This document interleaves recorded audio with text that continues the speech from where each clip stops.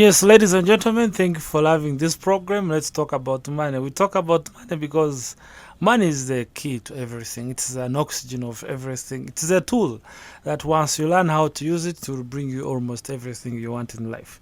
I disagree with those ones who think can't give you everything. Yeah, if you don't know how to use it, it may not give you everything. So in short, if you know how to use this tool, you can nearly get everything you want in this human life.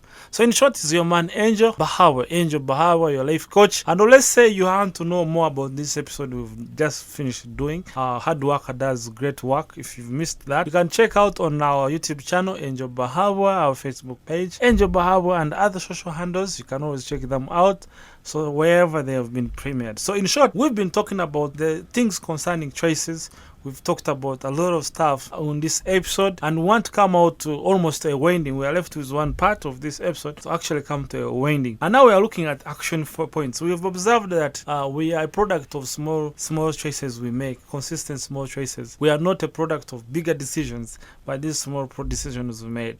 We've looked so much about no pain, no gain, that if you don't go through pain, you may not gain much. We've looked about going against the crowd, harnessing the power of compound effect. We've looked more about, of course, life choices, the ignored subject. We've seen also the little things that actually have made us where we are in an undesirable state, and we have decided to change. Now we're asking ourselves, which action point are we taking? The action points we are taking, because the action points we mean, what are the points, what are the things that now you are going to do? Now you have accepted that it is on a strong work ethic, compounded with small choices, life choices we make that will bring us to ripple effect. Now the question is, now which plot? Because we are not doing motivational speaking here. We are looking at the real facts. We are looking at the things that actually are limiting us. Yes, they can get motivated, and if you don't, it's fine.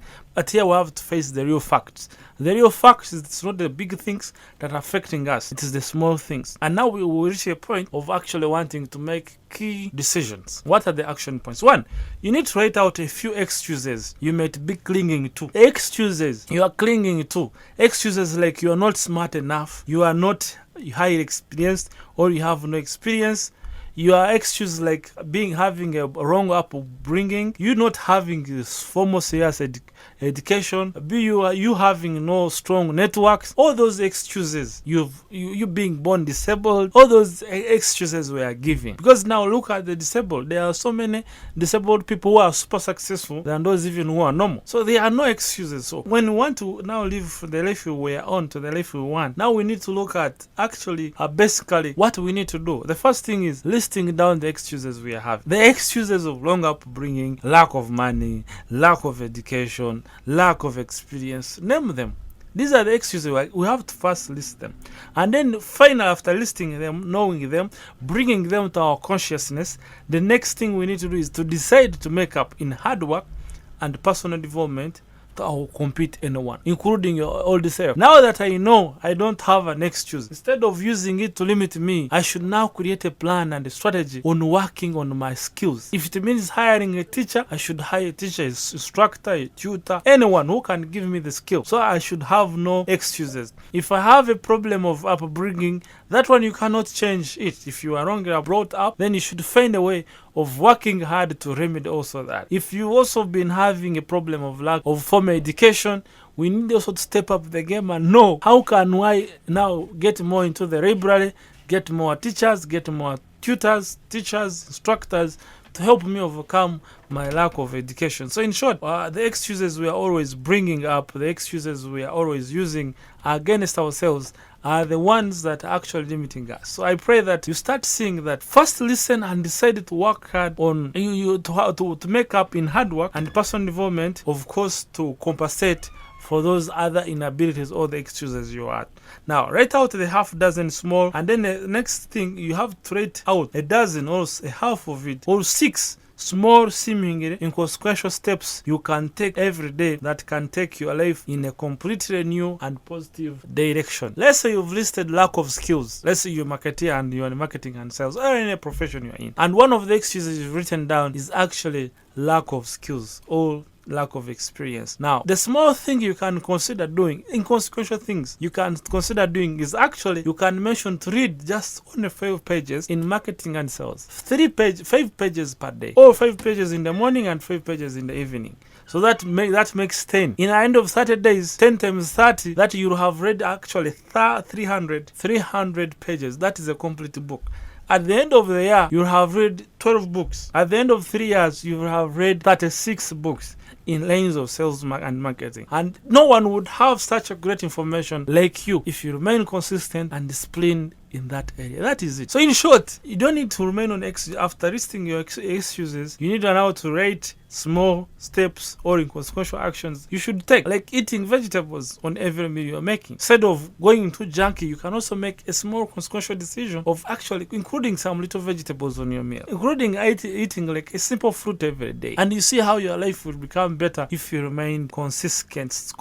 So in short, another action point you can write down is actually listing a few areas, skills, and outcomes where you have been most successful in the past. Consider whether you could be taking those for granted or not continuing to improve, and therefore in jeopardy of having the complacency leading you to failure. So in short, list down a few areas or a few skills you have been doing and that have brought you some success, but you have been taking for granted. Like if you had humor and you're making people around you or your clients more excited and happy, and you've not been taking it seriously, it's high time you included it on your list. Let's say if you're waking up early and using your time a little bit well, let's say early mornings, and you're not this person who is always lazy in front of the screen, the TV or the film, and you have that skill and has contributed to your, just rate it there if it has contributed to your success. So the first thing is bringing awareness to your consciousness. Bringing awareness to your consciousness of the small things you've been doing that have led to some small success you've gotten. And again, bring awareness to the small things you've not done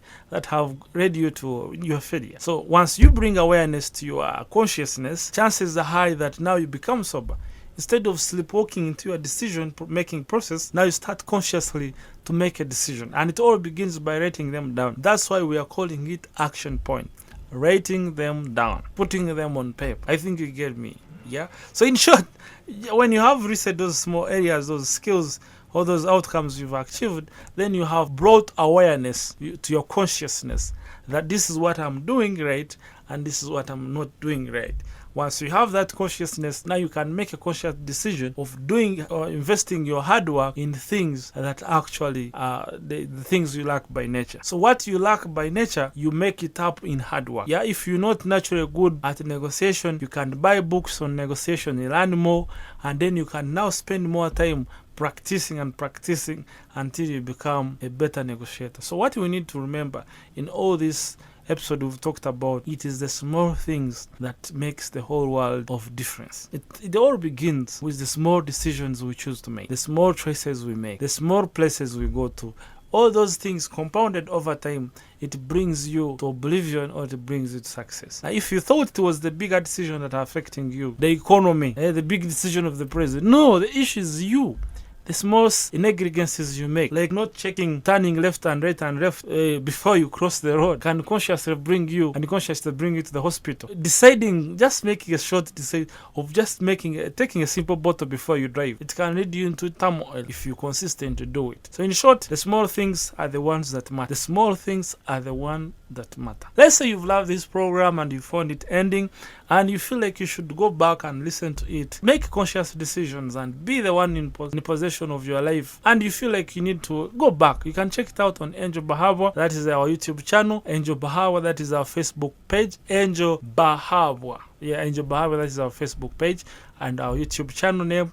You can always check it out. And if you like it, if you like what we do here, always remember to share. If you don't like it, just hit the notification button and the subscription button and be sure not to receive any of our content. Ciao.